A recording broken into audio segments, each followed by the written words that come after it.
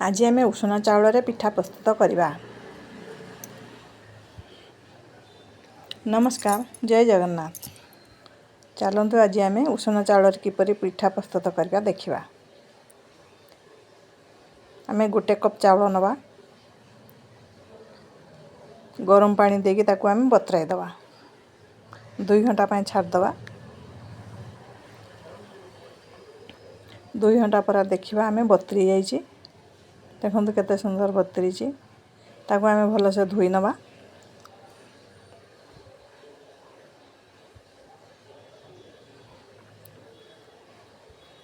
Grinder jar को दे दवा।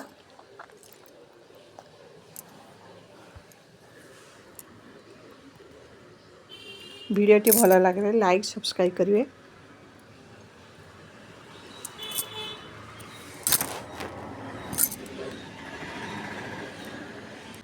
अल्प पानी देके आम पेशी दवा।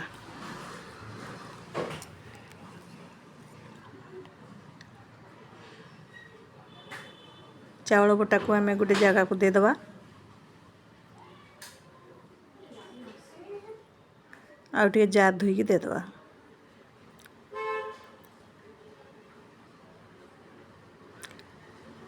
से आम लुण दवा, हाफ चामच लुण दवा, ओदा करिकी दे दवा, गोलमरिच को गुंड करिकी दे दवा, छेंची दवा, छेंचिकी दे दवा। तापर भुसुंगा पत्र दवा। एठी आमे नुणी पिठा प्रस्तुत करवा। आदो चीनी दबानी, भलसे आम पिठा को गोले नवा। एमिति रहिबो, एतिकी बहलिया रहिबो। गैस रे फ्राइंग पैन बसैवा।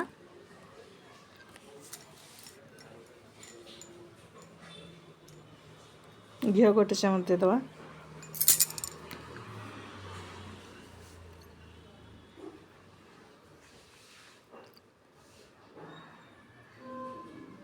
घी गरम हो गले आम बाटी थिबा पिठो को दे दवा। उषुना चाउल को एमती पिठा प्रस्तुत करी खाइबे, सकाळ जलखिया रे भल लागिबो।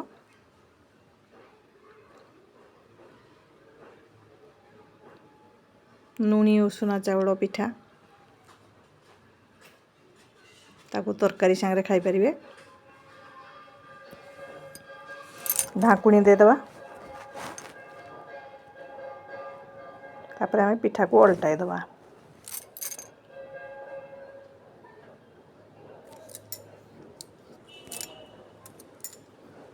एबे पिठा होई गला। आम गोटे जगह को बाहर दवा।